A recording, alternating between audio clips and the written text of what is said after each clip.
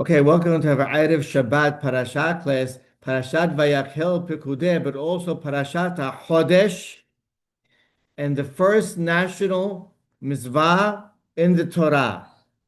So I refer, of course, to one of the four, actually the last of the four instituted parashiot, or extra readings that Hachamim instituted during the season, from the time period prior to Purim to the time period prior to Pesach. We added, of course, Parashat Shekalim, Parashat Zachor, Parashat Parah, and now it's called Parashat HaHodesh. What that is, as we all know, is that after the reading is over this week, it's the double Vayakhel Pekudeh Parashiot.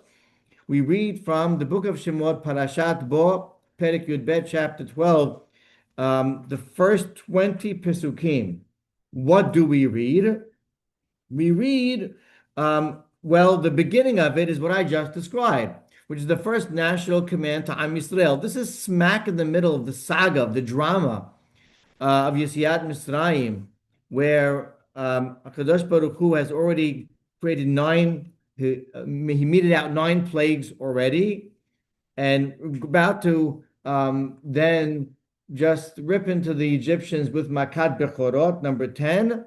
And there's a break in the action where HaKadosh Baruch Hu commands Moshe Rabbeinu something, or actually multiple commands. And he tells them about what's called the Mizvah Kiddush HaHodesh, of sanctifying the month, which I'll get to explaining that a little more detail, followed by directives regarding Korban Pesach, which they actually fulfilled right there. And then, starting from the 10th day of Nisan in that year in Mitzrayim, followed by commands regarding Pesach itself and Masa and Hames. And then at the end, some bonus commands. They're later in the parasha, actually. But the commands regarding Pidyon, Bechorot, Pidyon of Hamor and Tefillin, that's mentionings later in the parasha. But right here, this reading is basically a Pesach reading. We read the first 20 Pesukim. Hachamim instituted this reading. Why did they do that? Well, they did it, it's meant to be prior to the month of Nisan being ushered in. And of course, that was, in the second Beit HaMikdash, a very important indicator and reminder that a mitzvah is coming up, and that is to sanctify the month of Nisan. And for us here in exile, it's very commemorative of that very mitzvah, that there was a national mitzvah, and as I said, the first ever national mitzvah to Am Yisrael, which was performed during this time, the days leading up to Chodesh Nisan. A very exciting time, a very dramatic time, very inspirational time for Am Yisrael. But as I said, this is the first national mitzvah, and the question that I'm going to ask is why? Why? In other words, first let's just catch up, technically speaking, in terms of mitzvot. The book of Bereshit has 3 mitzvot in it. As we know, Priyav Rebiyah, procreation, Brit Milah, to Avraham Avinu, and Gida Nashe, the famous story with the struggle between Yaakov Avinu and the Malach, with the Ish, and because of that, the sciatic nerve by the hip is prohibited to eat. Of course, all those 3 mitzvot that are pre-Matan Torah were once again commanded to Am Yisrael and Har Sinai. We know that, but they're stated and listed in the Torah. But in terms of a national commandment, as I said, there are multiple in this parasha, and they're all pre-Matan Torah, prior to the revelation on Mount Sinai. But the first one, which is really described in a single pasuk, or maybe you can call it 2 pesukim, is the Mizvah of Kiddush HaHodesh. The Mizvah for the Sanhedrin, the head Bedin, to sanctify the month of Nisan and subsequent months. And I come back to my question of why. In other words, were you to rewrite the story and reimagine what Hashem, the chronology at least of the commands of Hashem to Am Yisrael, and to choose prior to Matan Torah, some commands to give Am Yisrael, how would you write the story? What would you imagine? What would you choose? Naturally, if I ask this question to a group of people, some would say maybe belief in God, right? Anochi Hashem Elohecha, right? I am God, believe that I am God. How about Shabbat? You want to go with just the positive commandments, let's say, right? How about Shabbat? How about learning Torah? Something like that. This is a little, it takes some of the, let's say, the drama, some of the, it's anticlimactic, you can say, and not what we would have imagined to be in the fairy tale of our history, and the great power of the giving of our Torah. The first mitzvah would be about sanctifying a month. It's very necessary, as we'll explain. But why would this be what Hashem chose, what He commands the Jewish nation before anything else as a nation? So let's first understand the mitzvah itself and understand that, to be sure, it's an incredibly necessary, critical mitzvah, and a strong one at that. The Sefer HaChinuch explains what's obvious, and that is, from a practical standpoint, this has to be done. What does that mean? It means that our months are lunar in the Jewish calendar, and we follow, therefore, the moon, the waxing and waning of the moon, in order to be able to officially understand and know that a new month has started. And Bet Din, with witnesses reporting to them, sighting of the, so to speak, new moon. Later in history, it just became done based on calculation, but still pronounced by the Bet Din, would Mekadesh, sanctify and officially usher in and pronounce, declare a new month. Now, why is that significant? Because many months, and especially this first month of ours, is a month that has a holiday in it. And if I need to observe a holiday that has a date to it, Pesach is on the 15th of Nisan. And Shavuot is on, well, Shavuot's easy because you can do the counting of the 50 days, right? Of course, Rosh Hashanah. And then the 10th day of Tishri is Yom Kippur, and the 15th is Sukkot. There are other significant later rabbinical fast days. There's reasons that I need to know when the month begins so I can be an observant Jew. And therefore, they must be the ones to say the month starts now on your mark and get set, go. And now we can then count and know when the holiday is and everything that comes with the holiday. Aliyah l'regel, Pesach, Hames, Masa. There's something, it's karet to eat Hames on Pesach. You have to know when it starts and be accurate about it, of course. And then there's also, within that mitzvah, the obligation, sometimes, of the Sanhedrin, the great court, la'aber et hashana, which means to create what's called a leap year, and they have to decide whether that is necessary. In other words, the Torah says, Hayom atem yoseim b'chodesh ha'abib, and several times, v'asita Pesach, your Pesach holiday has to occur during the springtime, because of the fact that the lunar calendar, the lunar year cycle is 11 days, a little bit less than 11 days shorter than the solar year. We lose 11 days, right? Of the seasonal year. So if we let that go without making any adjustments and stepping in, so then, after 4 years pass, you're 40 days behind the solar year, and pretty soon you'd be making Pesach in midwinter. And so therefore, the Bet Din has to see fit, the Sanhedrin, that, okay, this year it's necessary to add another month. We add HaHodesh Adar, created a leap year to align the seasons with the holidays as the Torah prescribed. Okay, that's all within the power, and it's a very practical, critical responsibility of the Sanhedrin.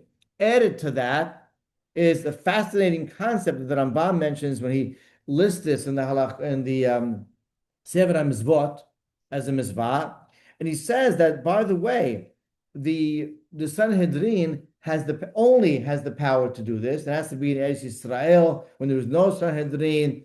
If they deputize as the court outside of Israel, fine. But right now, we act only with our set calendar on the power of the last Sanhedrin that put this into place. And that Sanhedrin has the power, whether or not they seem to be as competent as older ones. And guess what? Whether or not, says the Rambam, and this is profound, they even make a mistake in their calculations. We follow what they say. In other words, Kadosh Baruch Hu took this out of his hands and placed in our hands, Am Yisrael, albeit they're wise men and they're scholars and they're leaders, but placed it in our hands to basically start the time clock and to say when a month begins, when dates happen, and we can be imperfect even. It doesn't matter. We create time. Am Yisrael has the power to control the clock. And that is a deep conceptual idea. And if you think about it, just a powerful responsibility and a tool that we've been given as a nation, or our leaders have been given. So this mitzvah in and of itself, don't get me wrong, is an incredibly important and powerful mitzvah. But I still go back to my very same question, and that is, why is it numero uno? Why is it the first national mitzvah commanded? And really, to answer the question, we'll ask another question, as we do as Jews, to figure things out. We ask more questions, right? Apropos for Pesach that's coming up. And that is, if you think about it, I alluded to this without asking it, but now I'm going to ask it. HaHodesh Nisan, this is the first counting, the first month counted on our calendar. It's called the first month of the year. The Torah calls it. It's the HaHodesh Harishon. And then later, other subsequent months are called the second and third, right? Now, when's our New Year? Happy New Year for Am Yisrael. Rosh Hashanah, which is Tishri, which is the seventh month, right? So if a non-Jew stops you on the street and asks you, Mr. Jew, can you explain to me how that your New Year is the seventh month of the year and your first month of the year is the middle of the year? Please explain that to me. That's a good question, isn't it? Well, why is that? And I'll compound that with another interesting question that's very connected to it. In the morning, Birkot HaShachar, one of the three later added berachot that we say on the Shelo Asanis, who didn't make me, Hashem, thank you. It was Shelo Asani Goy, didn't make me a Goy, right? It seems like it's negative. Why don't we take the positive on that, in that beracha, and say, Sha'asani Yisrael? How prideful is that? How much more prestigious sounding is that? He made me a Jew. Why are we focusing on he didn't make me? He didn't make me a goy. Okay, tell me what he made me. Let's thank him for what we are. Anyway, as I said, it's related. But I think the answer is very simple. The answer is within this first pasuk. So if I can read the first pasuk, and the second really, in Perek Yud Bet, pasuk Aleph, in the book of Shemot, in Parashat Bo, Vayomer Adonai el Moshe vel Aharon be'eretz Mitzrayim lemor. It says beferush here, be'eretz Mitzrayim. This command came when they were in Egypt, and Moshe and Aharon were the recipients of this command. Interestingly, it doesn't say Daber el bnei Israel or Vayomer Adonai Moshe lemor. Say, it does say lemor, but it doesn't yet command them to convey. It does in two Pesukim later, but this Mizvah, it does, he spoke to Moshe and Aaron. Hachamim tell us, of course, that teaches us that this is Mizvah only upon the authorities like Moshe and Aaron, and later in history it meant the Sanhedrin, the great court and the scholars in that Bedin. Okay, fine, but here's the Mizvah, Pasuk Bet, HaHodesh hazeh lachem Rosh Chodashim, Rishon hu lachem l'chodshei Hashana. Seems a little redundancy there. This month, Hazeh, Hachamim tell us that the Hashem showed Moshe Rabbeinu a sample of what the moon and its newness would look like. It's Rosh Chodashim, the head of all months. Rishon hu lachem, it's the first for you, l'chodshei Hashana, the months of the year. Explicitly telling us that what we know now as Nisan is the first month. Now, by the way, what word here is repeated? It's a little redundant. Lachem. Chodesh hazeh lachem, it's for you. Rosh Chodashim, So that lachem maybe refers to Moshe and Aharon's authority. And then again, Rishon hu lachem, for you. We know we're talking to who we were addressing. Why is that? Just say Rishon hu, the Hachei Hashanah. Why Rishon hu lachem? So the Mefarshim, really many of them, speak about this idea that this is exclusively for us in terms of time, counting time, calendar, months, and days. This Rishon, this month, is only a first month for you specifically. You would think something like time could be uniform and shared with the world, but absolutely not. Rosh Hashanah, right? This Gentile New Year's came way later in history. Rosh Hashanah is the anniversary of the creation of the world. It's the beginning of the year, it's the new year for the entire world. And even though they don't have a holiday to celebrate called Rosh Hashanah, but it is their anniversary of creation as well. And HaKadosh Baruch Hu, so to speak, shares that with all of mankind. That's the beginning, the commemoration, the anniversary of him creating the world, the universe, everything in it, and mankind. And that is universal, you can say. All men, all mankind should, they don't have to observe a holiday, they don't observe a holiday, but they should recognize, of course, God the Creator and when he created the world. So that's what he shares with everyone. But there's an exclusive day that, of course, commemorates Yetziat Mitzrayim and the choosing of Am Yisrael specifically and exclusively as his chosen nation. And therefore Hashem repeats the phrase and says in this pasuk, in that command, Rishon hu lachem. This is only for you. It's only the first month vis-a-vis the chosen nation, my chosen nation.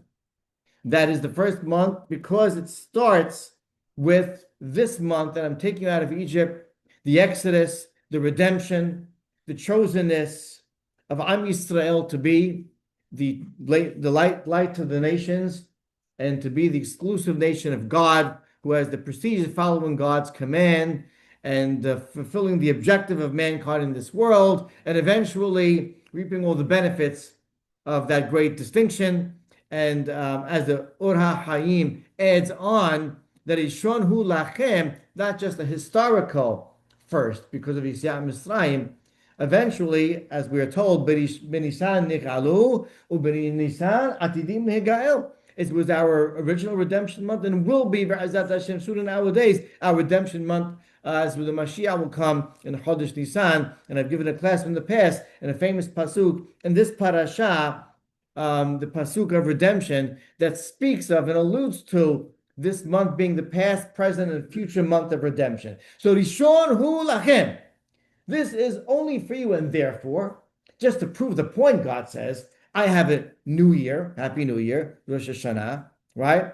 But I'm going to put the first month in counting, which represents me choosing Am Yisrael, Yetziat Mitzrayim, as far apart as possible from the new year of the creation, the anniversary of the creation of the world.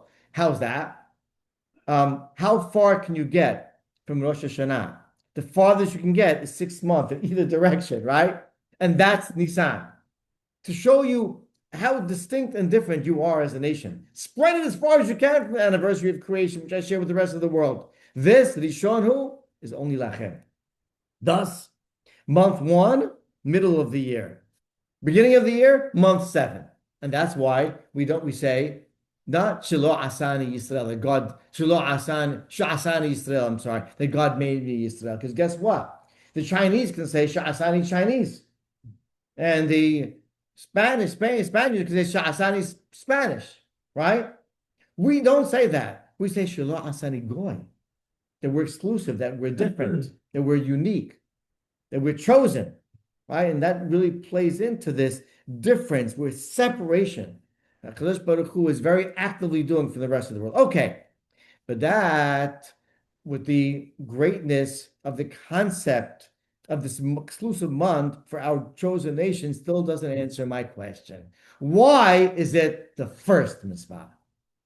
And to answer that, I will use a famous Ramban, many famous Rambans, and many fundamental presentations of Rabban Nachmani, Rabbeinu Moshe ben Nachman, many. But this, in a brief way, captures such a fundamental, profound concept.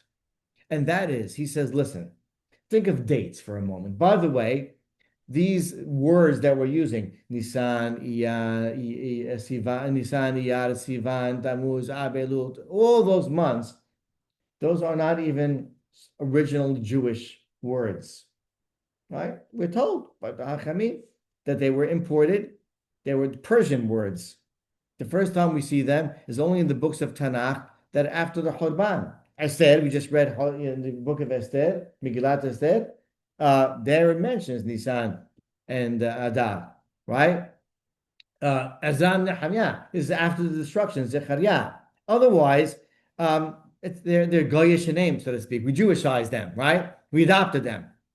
How do you say a date in the Torah? There is no name for it. There are numbers only, right? Right now, we're in the 6th month, 7th day. Right now, we're in the 15th day of the 4th month. That's the way we count. And when we say the 4th or the 7th or the 11th, what are you really saying? 11th from what? 11th from the 1st. 4th month from the 1st. And what's the 1st? The 1st is Zechel Yetziat Mitzrayim. In other words, every single time that we count, that we say the date, we speak the date, we record it, we mention it, in any setting, in any context whatsoever, we're commemorating Yetziat Mitzrayim. Every single day of the year is only the 4th, 17th, whether it's the month or the day, since the 1st month and the 1st day, which is since Yetziat Mitzrayim. And so we basically mentioned throughout the course of the year in our routine conversation, identification of time, all the time, where we came from, who we are, and why we are. Every single time we state the date. And it turns out that this power of the Sanhedrin, this obligation to sanctify, by the way, sanctify all months, but first and foremost, the month of Nisan, and that's when they decide to make a leap year as well, is actually a mitzvah commanding Am Yisrael to never ever forget that I chose you, when I chose you, what I did, everything Zechel Yetziat Mitzrayim. This is first and foremost the miracles I performed, the supernatural wonders. Never to forget who you are and why you are and what you're doing here, just by stating the date. And that is the critical nature of this mitzvah. In fact, the Hatam Sofer, based on that Ramban, punctuates by saying, look how beautiful. If you look at the document that a Jew writes, or a letter that the Jew writes, he'll say, B'yom Revi'i b'Shabbat Kodesh, Be'esrim b'Chodesh Hasheni. Do you know when a Jew does that? You know what he's saying? First, he's saying the day of the week. He said, I hereby believe that God's the creator of the world, the anniversary of the creation of the world. And then I hereby identify myself as a chosen nation and a Jew, which was sanctified by God with miracles and wonders. And I understand my purpose in this world, my objective, what I'm doing here, who I am and why I am. Every time we write a document, we make a statement of the date. That becomes the proclamation of a Jew. And therefore, HaKadosh Baruch Hu said, this is the first obligatory national mitzvah that I want to give them. The first national mitzvah is to identify, commemorate, remember, and never forget that you're a nation and who you are and what your objective here is in this world and what I expect of you and what your relationship is with me. HaHodesh hazeh lachem, now and in the future, and what I expect from you and your extremely prestigious distinction in this world. That is a first mitzvah. This mitzvah is something that's meant to be remembered actually every single day of the year, the way the system was set up. And therefore, HaKadosh Baruch Hu first commanded us before anything else. Everything flows from this. Before I'm telling you why are you telling me this? I'm telling you this because you're my nation. And I gave the prestige of subjecting yourself and worshiping me on this world as my representative, my emissaries. Oh, yeah, that's why you told me that. It's all based upon and predicated by the Mizvah of Kiddush HaHodesh, which sanctifies not just the date and the month and gives us the power of time, but also reminds us what he did for us, what our relationship is with him, what we are, and what our jobs are in this world.